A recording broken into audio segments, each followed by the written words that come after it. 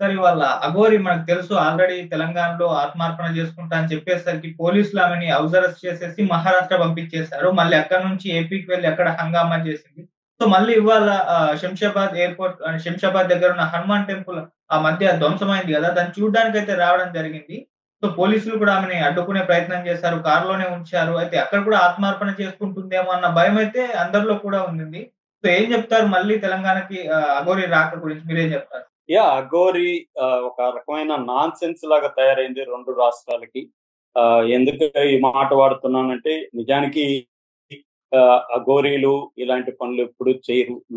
నాకు తెలిసి first time. ఎందుకంటే నేను అఘోరీల మీద ఎప్పటినుంచో స్టడీ చేస్తున్నాను. నేను పుస్తకాలు కూడా చదివాను అఘోరి మీద.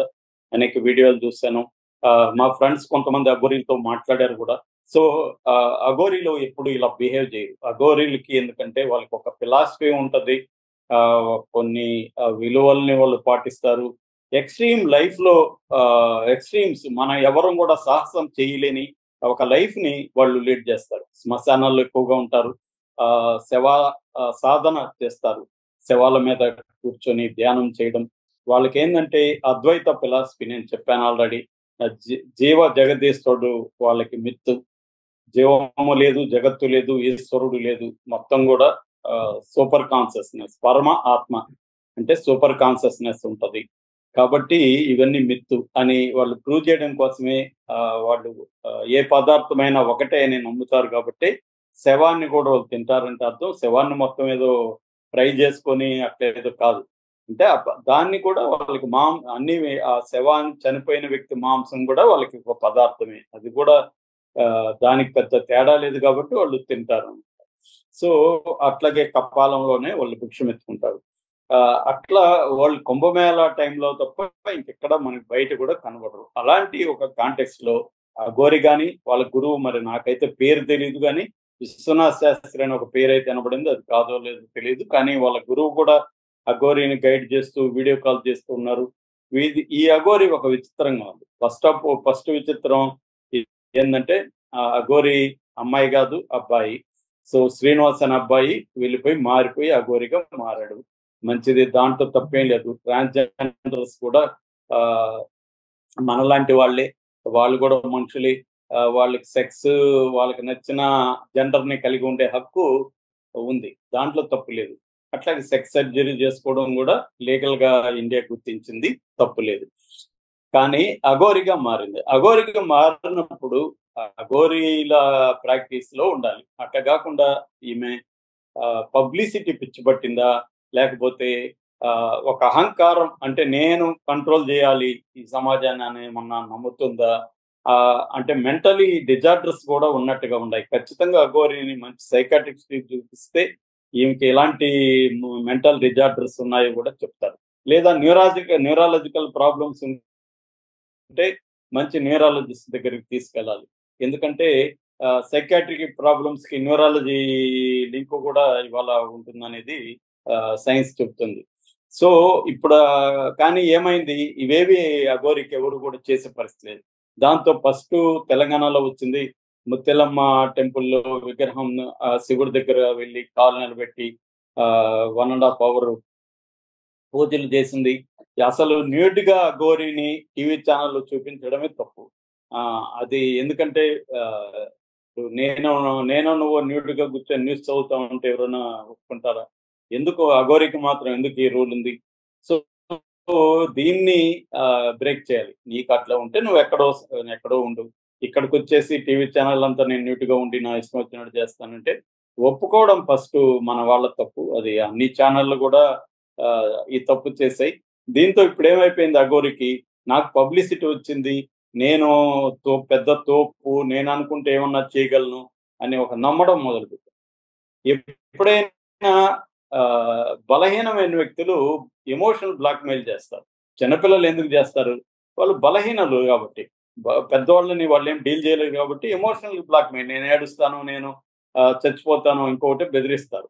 అట్లాగే అఘోరి కూడా ఇప్పటికీ ఆంధ్రప్రదేశ్‌లోనే 2 సార్లు ఆత్మహత్య చేసుకుంటానని బెదిరించింది. ఒకసారేమో కాళహస్తి టెంపుల్‌లోకి రానివ్వనంది. కాళహస్తి టెంపుల్ ఎందుకు రానివ్వలేదు?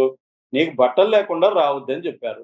సో వాళ్ళ ఆగమ శాస్త్రం ప్రకారం తయారైన శైవ ఆగమ శాస్త్రాలు ఉంటాయి. శైవ ఆగమ శాస్త్రాల ప్రకారం తయారైన గుడిలో బట్టలు లేకుండా అలో చేయమన్నారు.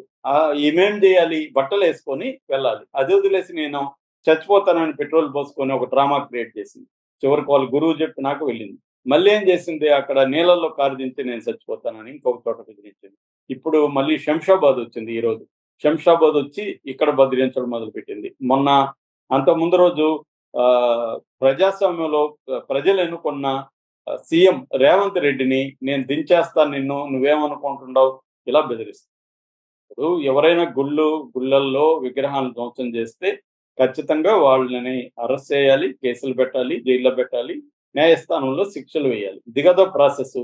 అఘోరి ఏంటి? నువ్వు ఎవడెవడో గుళ్ళల్లో చేస్తారో వాళ్ళందరూ నాకు అప్పగించంటే ఎలా అప్పగిస్తారు? నువ్వు చట్టాల మీద గౌరవం లేనప్పుడు చట్టాలకు చూస్తూ ఊరుకుండవు కదా. కాబట్టి నాకు తెలిసి ఇలాగే అఘోరి కానీ పెట్టిరైపోతుంటే ఖచ్చితంగా అఘోరిని బట్టలు వేసి మరి కోర్టుకు హాజరుపరుస్తారు, జైల్లో పెడతారు. ఆల్రెడీ పోలీసులు సీరియస్ గానే ఉన్నట్టున్నారు, తెలంగాణ పోలీసులు. రేవంత్ రెడ్డి కూడా ఇలాంటి విషయాలని సహించడం. ఇక్కడ ఇంకోటి ఏంటంటే బీజేపీ వైపు నుంచి కూడా అఘోరికి పెద్ద సపోర్ట్ లేదు. ఎందుకంటే వాళ్ళకి కూడా బ్యాడ్ నేమ్ వస్తుంది.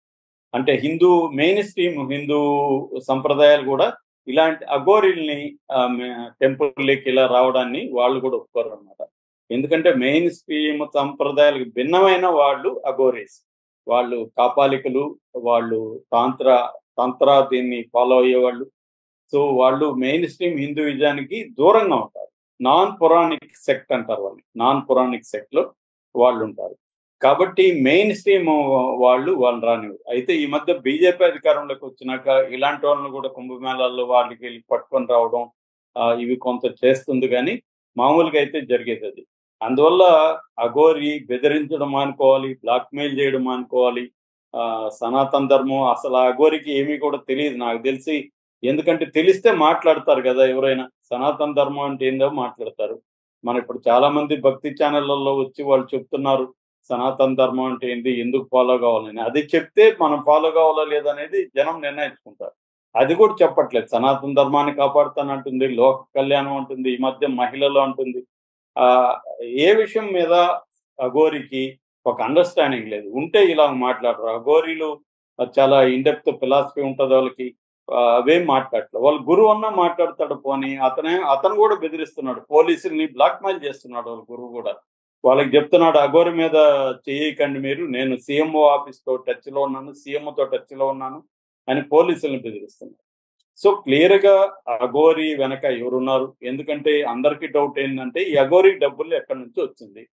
సెక్సార్ ఆపరేషన్ చేసుకోవడానికి మినిమం 10 లక్షలు అవుతుంది. ఈ కారు ఒక 10 లక్షల పైన కారు ఉంది. ఐఫోన్ 1 లక్ష పైన ఐఫోన్ ఉంది.